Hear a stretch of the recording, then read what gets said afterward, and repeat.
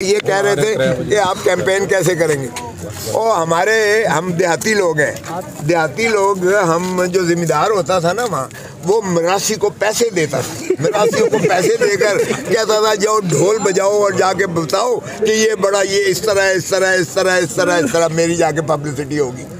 तो ये हमें मुफ्त के मरासी मिले हुए हैं, इसलिए हमें कैंपेन की जरूरत हुई। जिस तरह से काजी फैमिली के अकाउंट्स में पैसे ट्रांसफ़र हुए, जिस तरह से हिसाबदार का कन्फेशनल स्टेटमेंट आया, जिस तरह से ब्रॉडशीट जो यानी एसेट्स फाइंडिंग जो एक नैब ने, उस वक्त की नैब ने अपॉइंट किया था बैनुल अक़वामी डिटेक्टिव्स को, उन्होंने जो फाइल्स, उन्होंने जो इनकी अनअर्थ की सारी प्रॉपर्टीज़, और जिस तरह से फिर JIT बनी और 10 वॉल्यूम सुप्रीम कोर्ट में दिए गए, वो सब ये कहते हैं रद्दी की टोकरी थी जी वो।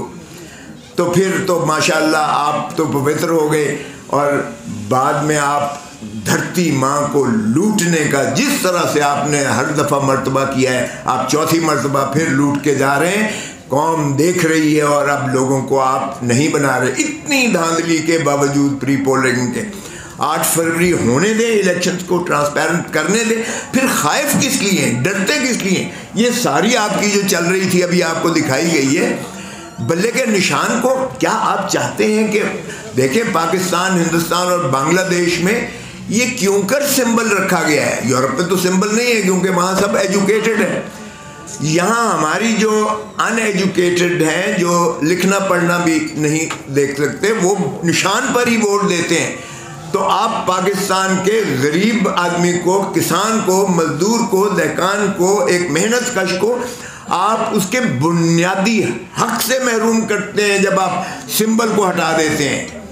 और ये खुश ना हो, कल को शेर की बारी आ सकती है, परसों तीर की बारी आ सकती है, तो ये कब तक खेल तमाशा आप करते रहेंगे, इस मुल्क की जमहूरियत के साथ खिलवाड़ करते रहेंगे। अतहर मिनल्लाह साहब ने अपने नोट में लिखा कि 47 से हम जो खिलवाड़ कर रहे हैं इस मुल्क की जमहूरियत के साथ, किसी को फांसी दे देते हैं, किसी को ताहयात नायल करते हैं, किसी को आज हमने पाबंद सलासिल किया हुआ है, ये जमहूरियत का मजाक उड़ाने के मुतरादिफ है। और अब जो कुछ हो रहा है ये जमहूरियत का जनाजा निकालने के मुतरादिफ है। खुदारा होश के नाखुन लें और मुल्क को आगे चलने दें, ताकि मुल्क जो है अवाम का है। अवाम ही की रियासत को अगर देखें तो रियासत वजूद में ही तभी आती है जब आप इलेक्शंस करवा के उनके नुमाइंदों को उनकी हक के हुक्मरानी, अल्लाह ताला की हाकमियत आला किताबें दे दें।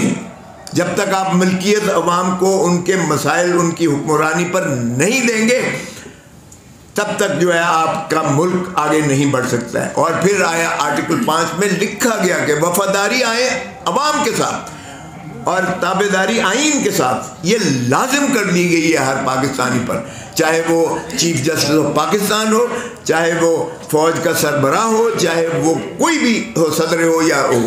सो ताबेदारी और वफादारी अवाम और आइन के साथ है। तो इसको मलहूज रखते हुए इलेक्शंस को फेयर एंड फ्री होने दें, तभी हमारा ममलिकत जो है वो इंशाल्लाह तरक्की कर पाएगी। थैंक यू जी। खोसा साहब, ये बताइएगा कि ये जो इलेक्शन कमीशन ने RO का मामला फवाद का चैलेंज किया सुप्रीम कोर्ट में, हम ये देखते हैं कौम ये आज इस वक्त, और ये इलेक्शन कमीशन ऑफ पाकिस्तान का टेस्ट है जमहूरियत के सिलसिले में। क्या जमहूरियत को और अपनी जो जिम्मेदारी है आइन की वो पूरी करेंगे या नहीं करेंगे, तो देखते हैं इंशाल्लाह। ये बैठा हुआ जिसने चर्सी बनाया नहीं मैंने वीडियो अपलोड की थी जो आपने बोला था, जो चुमी वायरल हुई है। कौन सी चुमी? शेख रशीद ने ली है इसकी? बाकी सर आप शेर अफजल साहब को भी दो।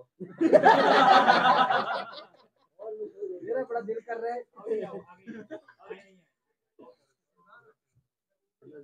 माशाल्लाह माशाल्लाह, वेलकम, खुश आमदीद, थैंक यू सो मच।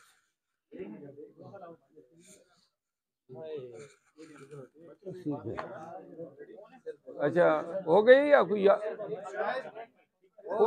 अभी कौन रहता है? और कोई है? कोई रह तो नहीं गया जिसने सर कागज दे दें ताकि मैं पॉइंट सब नोट कर लूँ।